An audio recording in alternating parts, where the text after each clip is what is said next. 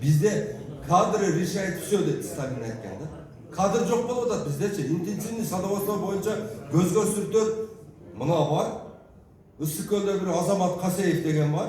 Анан Азамат Мұқашев деген бар. Анан кейін Түркияда баяғы менің чоң группам бар да, телеграм группам. Ошода 7000ден ашық бағбан бар. Ошоны башқарып жатқан бір Жаабаев Меделбек деген бала бар. Башқа ешкім жоқ. Қанша уақыт оқыдың?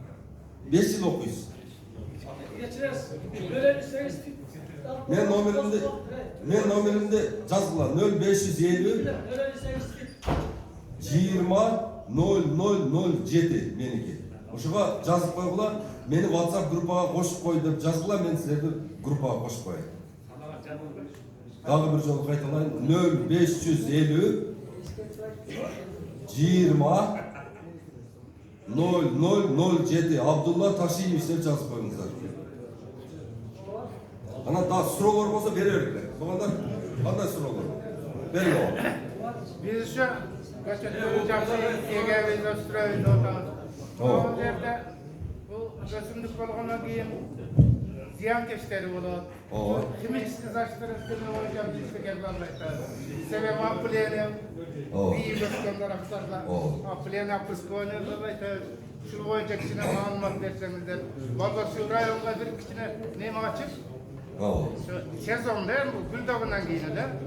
İşten çıkarak olurlar. Sizге сұрап отырсыз ба?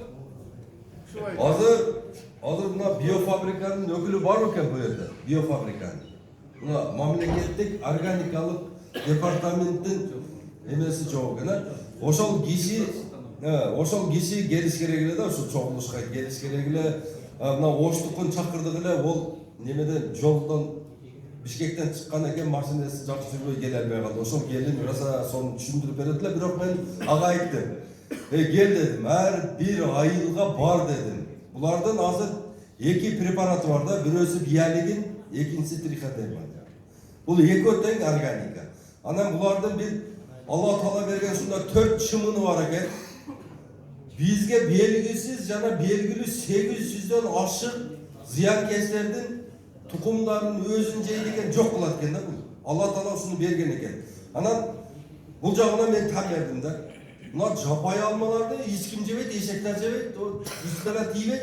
Ого эч ким жер сементкичтерге салбайт, өсө берет да. Курт деле түшпөйт. Да биз кечке тытынып onun астына асфальт берип аткан, карбамид себип аткан, андан аткан, карате берип аткан бизикилер ушу курттай берет да. Буну атайын бирөө курттатып атат деп жүрөм да менчи. Ошол баягы Dəripəni satqanlardan bu bir nemesi de biznesi. Oşon üçün tuğanlar. Buna bir terek, bir gektar жерге ziyankeş yetkizip verelerken de. Oşon üçün terekleri aldılar. Karatal, çınar, baka terek, murza terek, bardığın yok kılış gereğiken. Türkiye'de bak egilgen yerden 20 kilometre narakta egilgenini ruhsat verirken bolbası çok eken. Türkiye'de şu akşamının bardığın yok kılıştırdağı bardığı arçak ötüp götürür. Oynayırlar. Ошол үчүн туугандар мына буну сорный деп коет да. Бул каражыгачында бардыгы ушул зыянкечтердин ясылысы экен. Ошол жерде чоңоюп алышыптыр, анан мөмөлө таракка секирет экен да булар. Ошону туугандар санитария, мына Мирзоев президент Өзбекстандын буйрук бериптир, фарман чыгарыптыр. Бирөөнүн үйүндө ошондой зыянкеч бере турган эме болбосун. Буну аныктап профессионалдар эме кылып берген экен. Азыр чекеден кесип эле мен кестим деп çoğunlarına çöp verip attılar o zaman. Mahalle kanundeleri var. Esirgelik çok oldu dedi. O zaman da tuğanlar. Sıra olur. Verin de sıra olur. Bizde rayonda, ben bunun emeklinde, rayonda şurada bizde yine boldan, azot degen boldan başında eğileceğiz. En az 1,5 hektar yer işledim de. Açıkla aytып koyun, al жерге eşten keksen azot менен максималина селитрас өспөйт. Eşten өспөйт ал жерге. Анан ошол жерде мен ошол өзбектер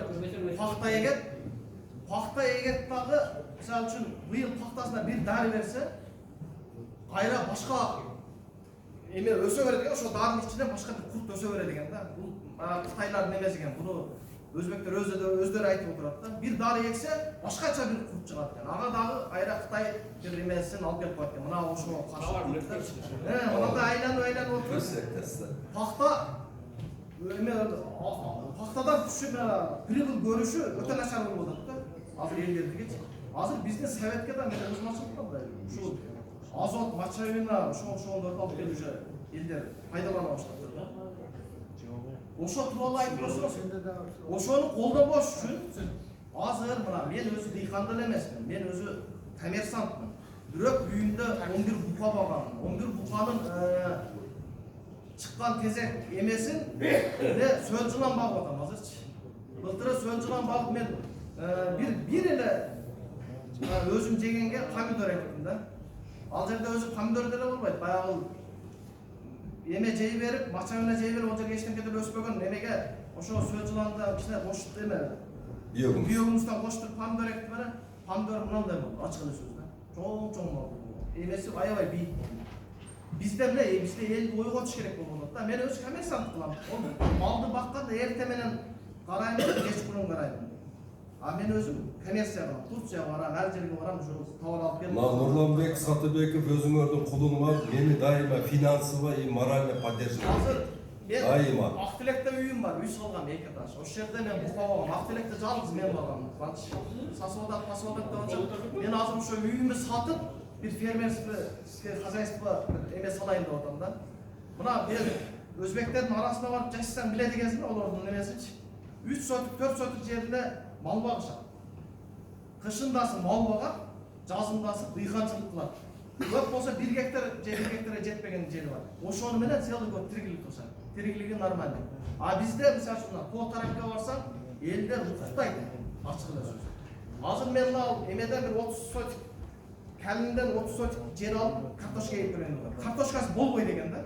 Ошо менин бир тууган кайнаганын картошкасын ошол жерге алып барып, Кудай буйрса, мына биогумуста мен картошка егем. Ошол жерде бир результат көрсөтүш керек болуп атат да. Бир мына мамлекет менен биргелештирип, 1 гектарбы же бир 50 сотикпи жер алып, ошо жерге мына интенсивный садоводство көрөбүз. Интенсивный садоводство бизге только мына эме жакка гана эмес. Мен мына интернеттен окуп отурам. 3 жылдан бери ошону. Бизде только мына карабал жөрөн менен мына жаңкалап болот. Ачык эле сөз да. Анан горный садоводство деп, интенсивный садоводство деп көрдү. Эмеге болбойт, ачык эле сөз. Мен ошону көрбөдүм да, ошо изилдеп отурмун. Ошон үчүн мамлекет менен мына чогуу иштеш керек болот.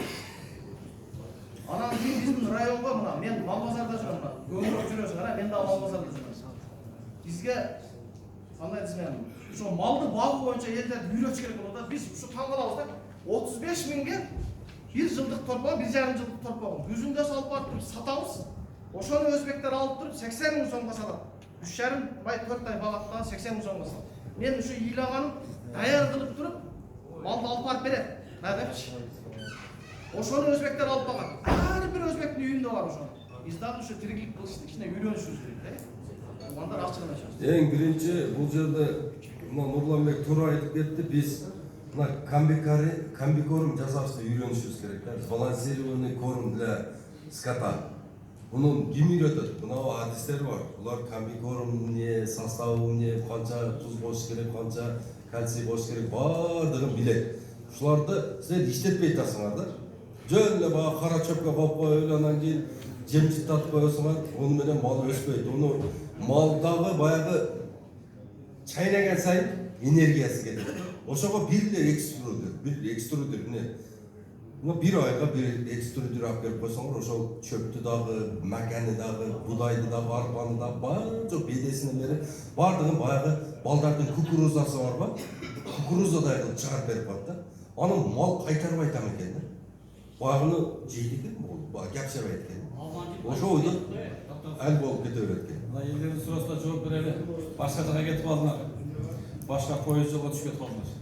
Алманчылык, алманы бүтүрүң, алмага раза кызыгып келдим. Ошо алманы бүтүрүң, анан кийин мал чарбасына өтөт. Мал чарбасына биздин элдер азыр ол жакка тез өтүп кетет. Бер. Алмачылык.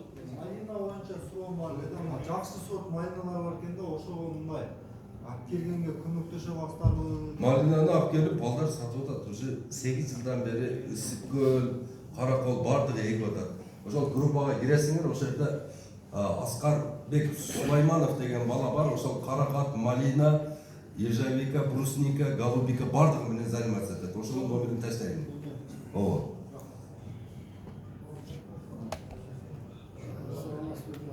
Алейкум ассалам. Я катара сөзөк.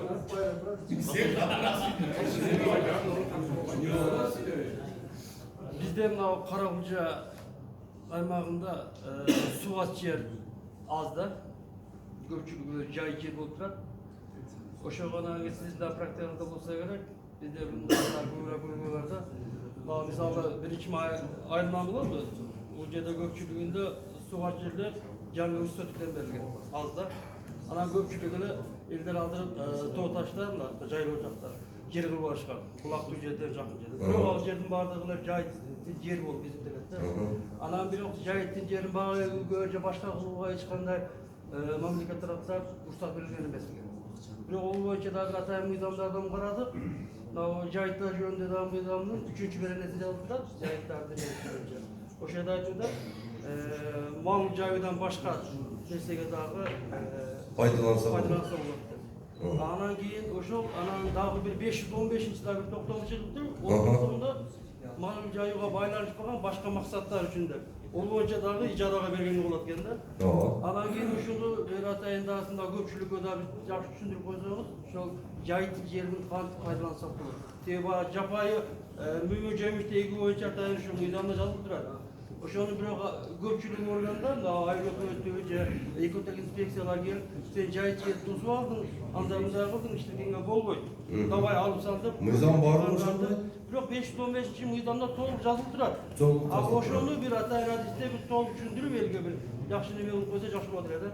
Ушул боюнча да сизде эгерде практикада болсо бир башка жакта Бизде дагы көп сурап атышат. Мына жайлоодогу жерлерде жайытка жарабай калган жерлерде мына мал дагы өтө жайыт болбойт.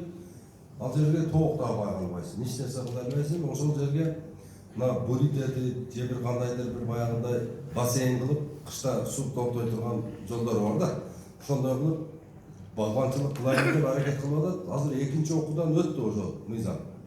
Азыр эми аз убактарда ошого уруксат бере турган болсо, ошондо канча бир 5 миллион гектар ошондой жер бак болот экен да. Күтүп атабыз биз дагы.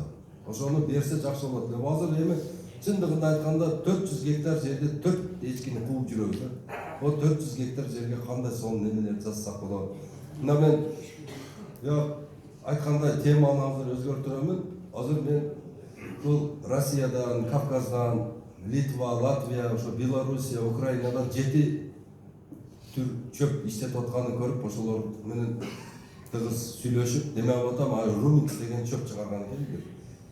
Румикс, шпинат утёуша деп коет экен. Жазып алгыла, кийин интернеттен карап койсоң. Шпинат утёуш деген окумуштуу болгон экен, ошонун чөптүн аты Румикс. Румикс чөбү 1 гектардан сугат жери боло турган болсо 7 жолу орулуп алат экен да 350 тонна сенаж берет экен. Зеленка. Элестетиле 350 тонна. Бедеден бул не? 20 эсе ашып турат да. Анан амарант деген бар экен, кормовой амаранттын атаман деген сорту чыгыптыр. Ошону азыр эмелер белорустар и анан Пензенский область аябай жакшы пайдаланып атыптыр. Булардын баардыгы мен айтып аткан чөптөр малга. Анан белый люпин деген бар экен. Сүттүүлүктү ашырат экен. Кадимкидей баягы сындырган ак бир нерсе чыгып кете турган бир сасык чөп бар го. Ол да ошондой экен, сүттүүлүктү ашырат экен. Белый люпин деген. Анан сорго деген чөп бар экен. Бул суданская травадан гибрид экен.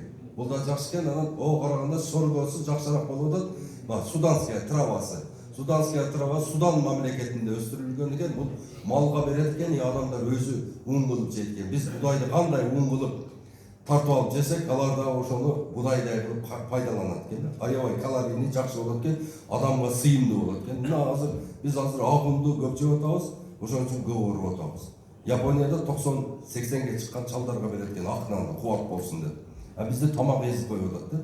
Ак нанды жеп атабыз, эзилип калып атабыз. Ошону только ушу организм не тамакты переработка кылыш үчүн эле иштеп атат да. Биз туура тамактан албайтабыз. Ошол. Анан кийин дагы бир чөп топинамбур деп коет. Топинамбур 2 метрге чейин өсөт, сары гүлдүү болот. Эгер аны алып келип эге турган болсо, уйгак, куйгак, ондай мындай трава лидер дейт. Бардыгын сындырып жок кылып туруп, ошол гана өсүп калат да. Анын мына экинчи аты земляная груша деп коет да. Ар биринин түбүнөн 1 кило, 2 килодон картошка сымал эме бар экен, ону адам дагы жесе болот экен да, даже. Адам жейт турган. Топинамбур.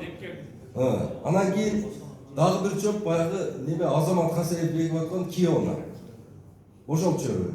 Эми өтө чөптөр көп, ушулардын бардыгын бул жака алып келгени бизге мына ассоциациябызга жакшы бир демөөрчүлөр керек болуп атат да. Мына ошолорду алып келип, малдарды фермага багып, баягы сен айткан жерлерди бардыгын бакылсак, сонун кылып, мөңгүлөр өсөт эле зеленка болгондон кийин. Мөңгүлөр өссө токтогул болот эле, токтогул болсо энергия болот эле. Бардыгы взаимосвязан. Ушул бир эле ушунун бардыгын өстүрө турган бул менин баягы багып аткан сөл жыланым. Ол биогумус керек. Биогумуста бардык элементтер капталган да. Ошону эгерде биз чөптү мына түз жерге эгип, бакты оякка кылып, баягы малды толук баягындай фермада багып туруп, баягыдан чыккан көңдү биогумуска жедирип, кайра ошо чөптөргө берип, бакт аркылуу производственный круговорот жасап алсак болот да. Вечный кайф дегенде да. Hiç токтобой, кете берет, айланып. Малда өсө берет, башкасы да боло берет да. Ошон үчүн туугандар, мына мен айткан азыр эмеге буга эмне керек? Болгону буга бир 10 000 сом же 5 000 сом каражат керек да. Көн керек, су керек, башка эч нерсенин кереги жок. Өзүм группама кошуп коем, ошондо Замир деген профессор бар, ошол тынбай үйрөтүп турат. Эмне кылышты, кандай кылышты, кантип багышты, кантип биогумусун ажыратышты, кантип экинчи көнгө көчүрүштү, баардыгын үйрөтүп берип турат. Ошон үчүн биогумуска өткүлө, Сөлжан бактыла. Bir Sölcan bir жылда 1,5 миң штука көбөйт. Bir койлук алып кое турган соң 1,5 миң кой болот да ошо. Мына ошого туугандар, биогумуска өтүп туруп, өзүңөр өндүргөн, өзүңөр жей турган азыкты ушул жерде ошону обогащать этип жериңерди гумусун көтөрүп туруп, ошол жерге эң сапаттуу, эң жакшы өнөмдөрдү алып туруп балдарыңарды бактыла, өзүңөр секиле ден соолук болот. Бунун окаты бөлөк да. Bunu жегенинен кийин сергек болосуң, буну жегенинен кийин давлениең түшөт, буну жегенинен кийин тиштериң жакшы болот, буну жегенинен кийин зрение, кулак бар жокко ден соолукта бул. Жаллан органика, таза өнөм. Ошон үчүн баягы эле мен номер 05200007. Ошого чалып эле мени группага кошуп кой дегиле, кошуп коем, ошол жерде кичине окууну окуп алып эле анан бошко зыңкылдаган бойдон барсаңыздар мен кеңеште болом. Мына 1 ай даватта болом. Бактабатта 1 айдан кийин ошо келгенден кийин ороону ачам. Азыр 50 тонна бар. 50 тонна бардык мен кыргыз элине жетет кудай кааласа. Уруктук 1 килограмм болсо дагы алып баштаңыздар. 1 айдан кийин уруктук Сөлжан. Калифорнийский меники о. 1000 сомдон 1 килограмм. Bizde 30 sonra satıyoruz.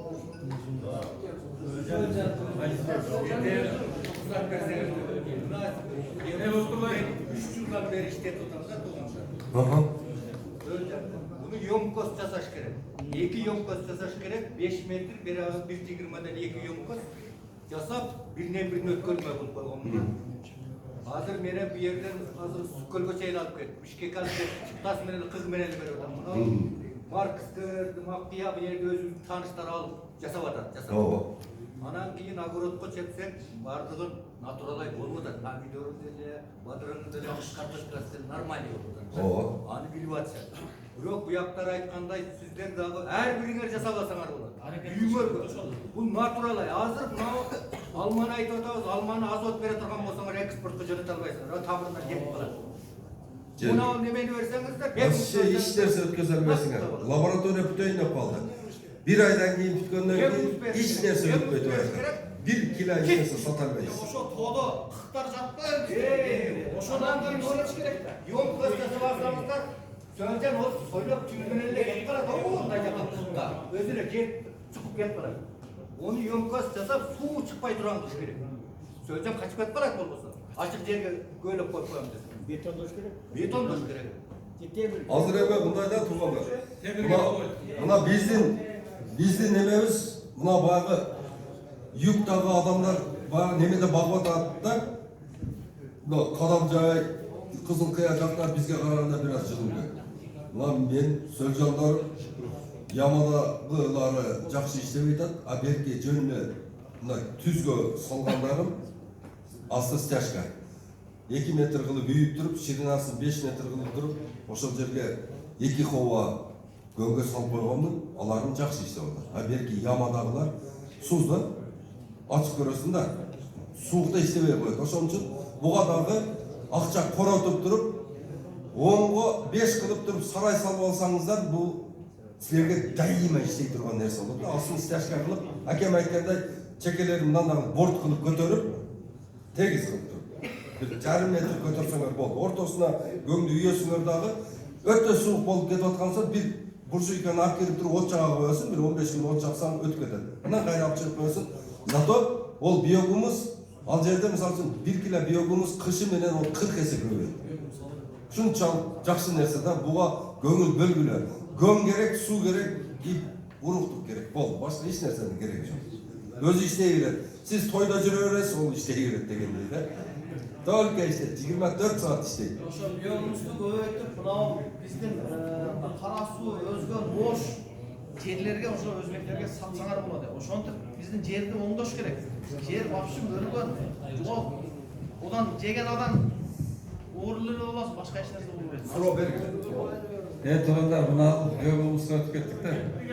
Мына бакчылыкты дагы толук түшүрүп алсаңыздар, бакчылыкты силерге бүгүнкү күндө айтып урутсаңыздар бакты.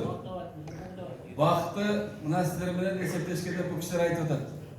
Мына Баят Амир менен бул кишилердин айтканын жазып отурам, мурун мен билсем да жазыш керек, үйрөнүш керек да көп нерсени. Мына 38 сотиктен 7 тоннадан 10 тоннага чейин алмалам болду. Ушуну 40 сомдон да көбөйтүрүңүздөр, 7 тоннадан. Мына. Бул жагына карасаңыз 36-37 миң болду. 38 сотиктен. Участкалар кирде азыраак. Анан кийин эми бул жерде мындай болот да жолдоштор. Мына былтыркы бул кишилер айтып аткан жанагы биринчи кызыл алма деп койбу? Ошо кызыл алманы алып келип эккенибизде мен ушунча таң калдым, өмүрүмдө көргөн эмесмин бул көчөттүн тамыры мындай болгон. Сертификаты менен берди мага.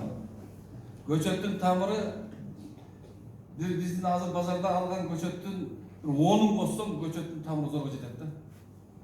Ушундай тамырлар жакшы иштеп чыккан да булар.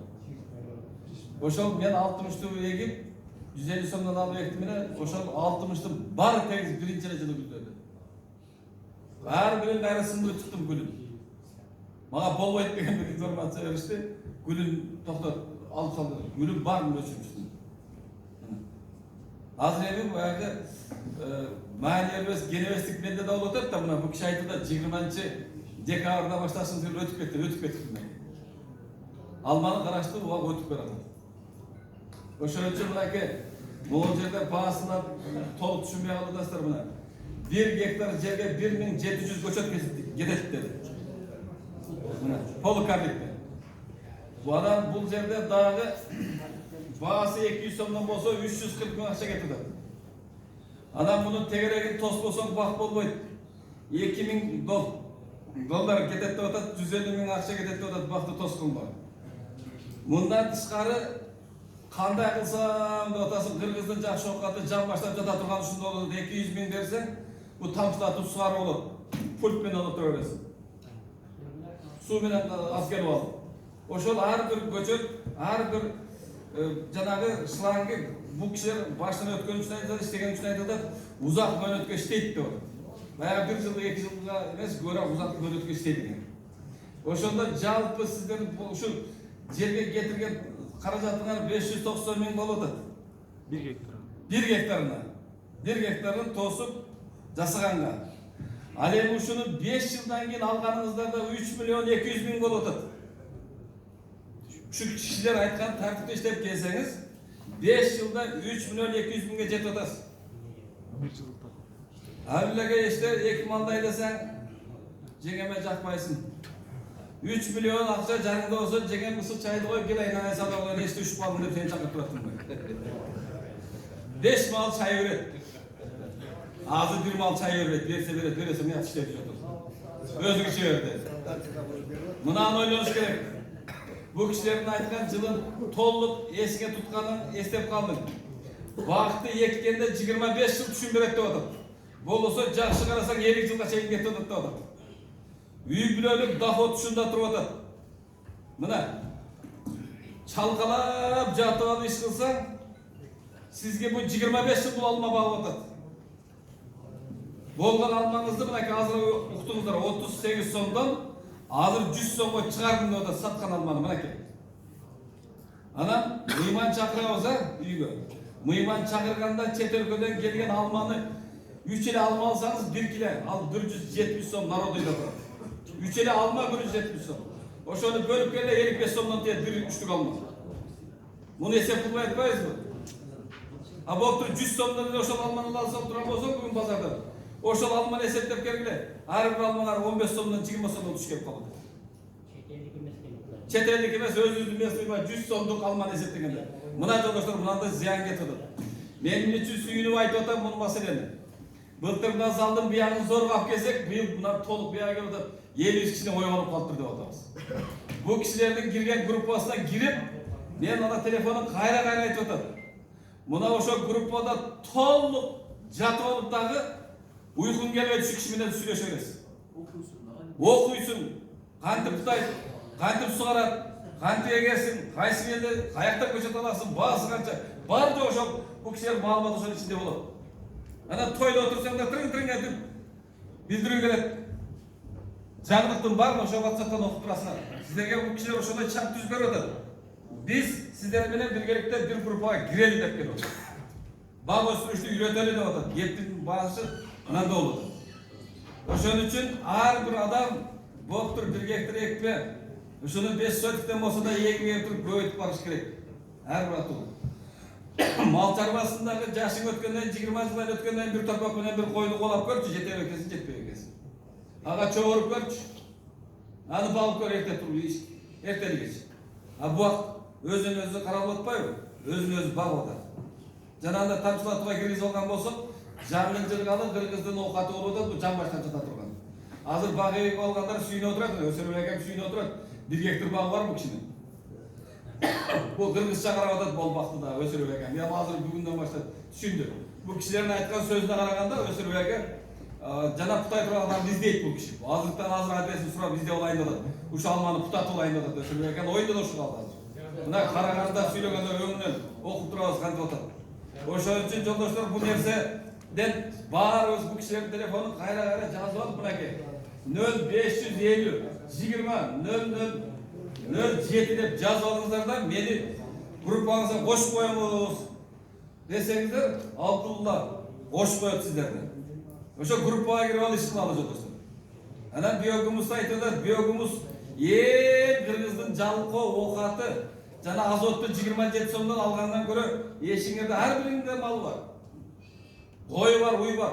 Ана Ермамет толук сүйлөбөй кетти. Мунун жасаганы башкача үйүндө биогумусту. Сарай салган узунда мына биздин трибуна узун сарай салып, уйду мынага байлап койгон бул. Эшикке да чыгарбайт. Мына биогумустун үстүнө таштап берет. Малдын кызы.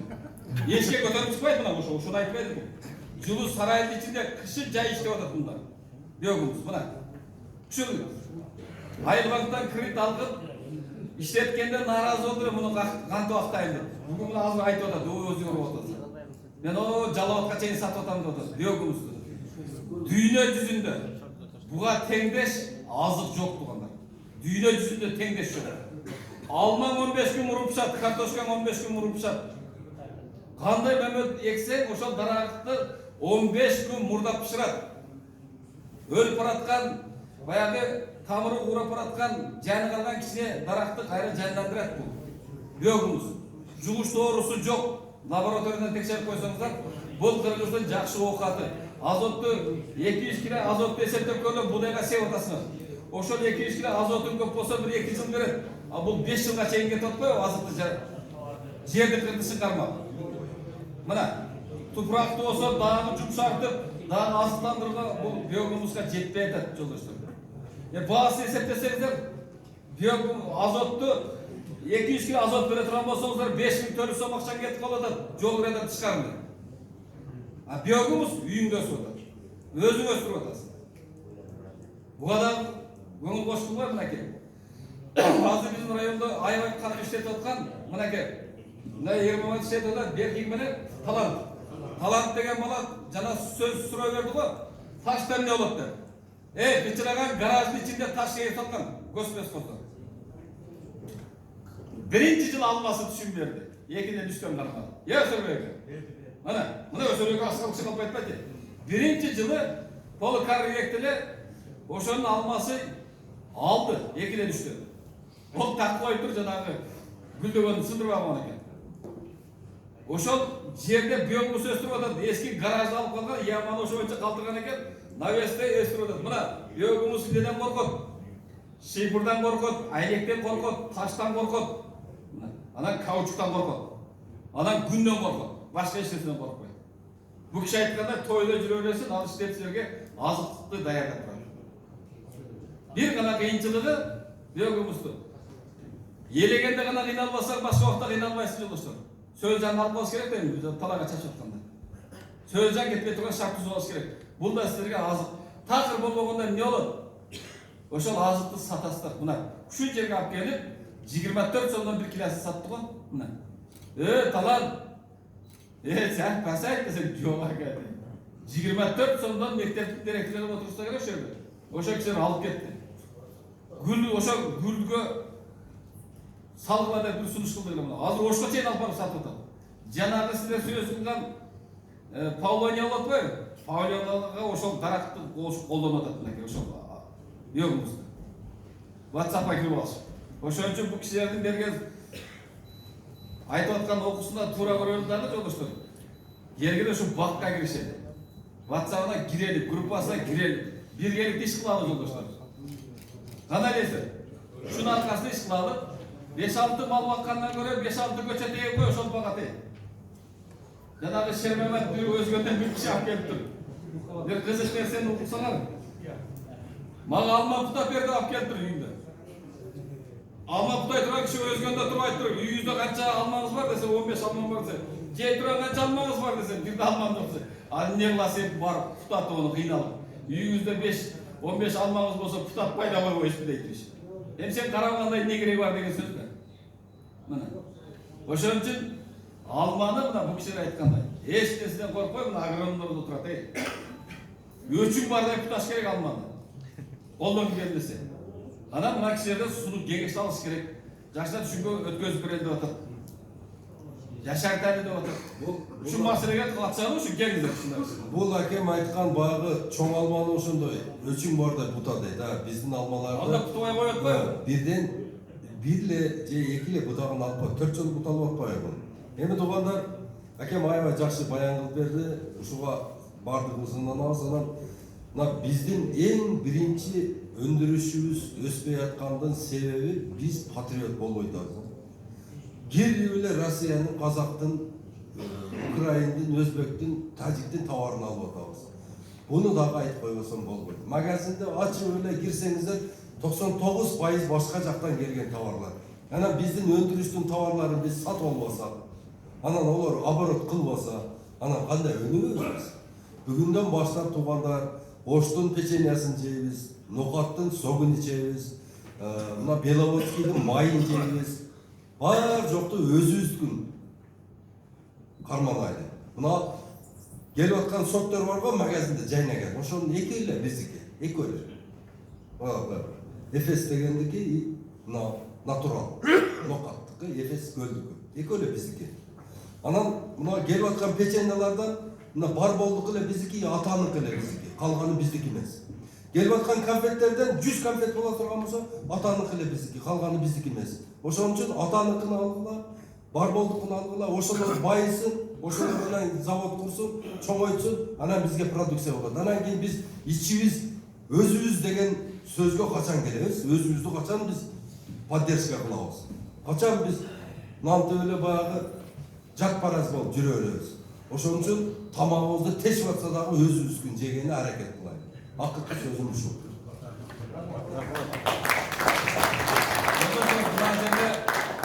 Мына жерде азыр бул кишилер айтып аткан каражат боюнча маселе мындай маселе бар да. Айыл чарбасына жанагы кредит берип атпайбы? Жеңилдетилген кредит. Ушунун талаачылыгына биздин райондон такыр болгондо эсептесек 15-ке жакын гана киши бар да, талаачылыкта.